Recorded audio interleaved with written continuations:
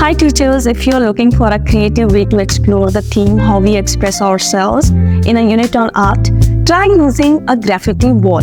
Set aside a space in your classroom like a wall, a whiteboard or a large sheet of paper where students can freely express their thoughts and ideas about art. Throughout the unit, encourage them to add drawings, words, symbols that reflect how they understand and experience different forms of artistic expressions. This wall becomes a living, collaborative space where students can revisit and contribute as they learn. And it's a great way to visually capture their evolving ideas and foster ongoing discussions. At the end of the unit, take time to reflect on the wall with your students.